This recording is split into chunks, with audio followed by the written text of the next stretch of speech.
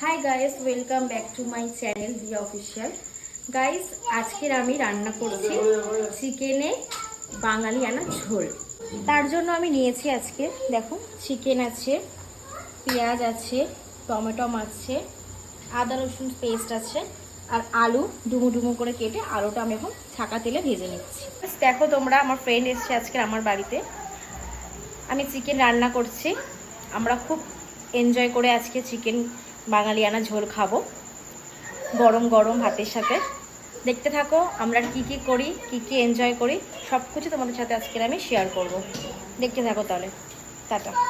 আলু ভাজা হয়ে গেছে, এবার আমি পেঁয়াজটাকে লাল লাল করে ভেজে নিচ্ছি।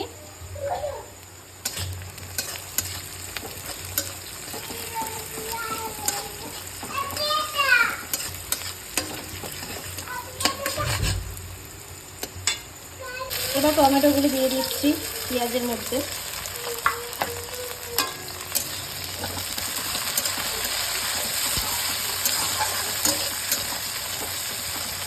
আদা রসুনের পেস্ট দিয়ে দিচ্ছি।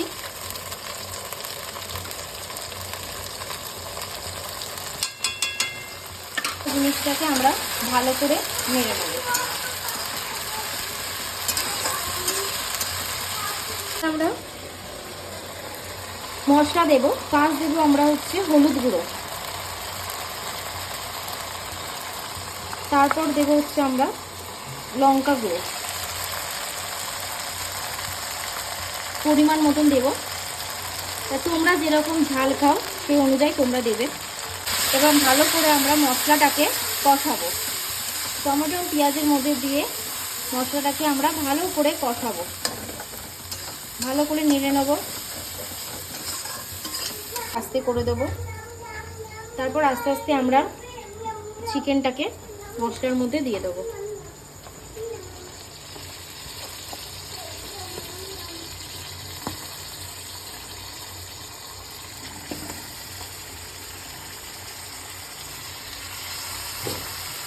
এবার ভালো করে আমরা চিকেনটাকে কষবো।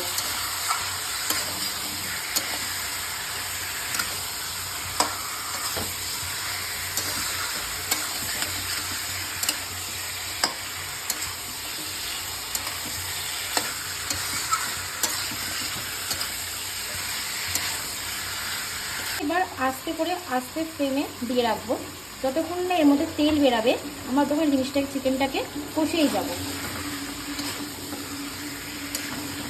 অ্যাকচুয়ালি মাংস যত কষা হয় মশলা ভেতরে ঢুকলে বেশি ভালো টেস্ট হয়। আর বিশেষ করে বাঙালিয়ানা মাংস তো একটু পাতলা করে ঝোল হবে, ভালো করে কষে নেবো, টেস্টটা খুব ভালো আসে। একটু চিনি অ্যাড করলাম, কারণ মাংসের মধ্যে একটু হালকা চিনি না দিলে কালারটা ঠিক আসে না, সেজন্য হালকা একদম চিনি অ্যাড করলাম। কষবো, ভালো করে কষবো মাংসটাকে। মাংস যত বেশি কষা হয় তত মাংসের ভালো টেস্ট পাওয়া যায়।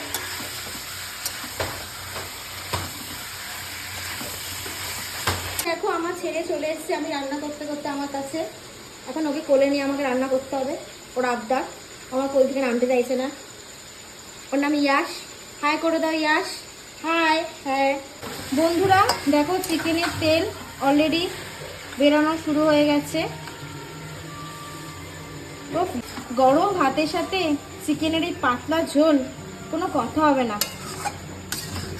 চিকেনের তেল বেরিয়ে গেছে, এই জন্য আমরা এখন ভাজা আলুটা দিয়ে দিলাম চিকেনের মধ্যে দিয়ে। এইটা এখন ভালো করে কষবো মাংসটা দিয়ে, আলুটা দিয়ে। মাংস আর আলু একসাথে করে এটাকে ভালো করে কষছি। তো আস্তে আস্তে মাংসের কালারটা কতটা চেঞ্জ হয়ে গেছে।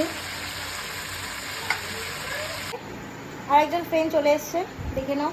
তেলটা এখন পুরোপুরিভাবে চিকেনের তেলটা এখন ছেড়ে গেছে, দেখতেই পাচ্ছ তোমরা এখন।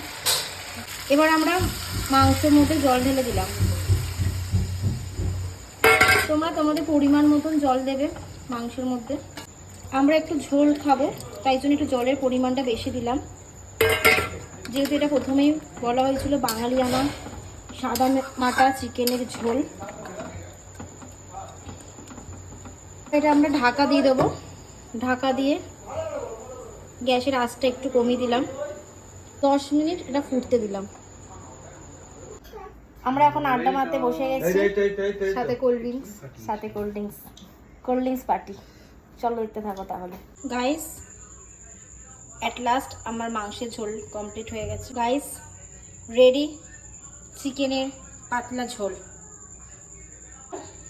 চিকেনের মধ্যে একটু গরম মশলা অ্যাড করে দিলাম সবার লাস্টে।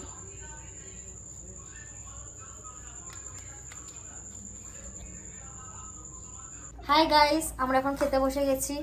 এই যে চিকেনের পাতলা ঝোল দিয়ে আমরা এখন খাচ্ছি।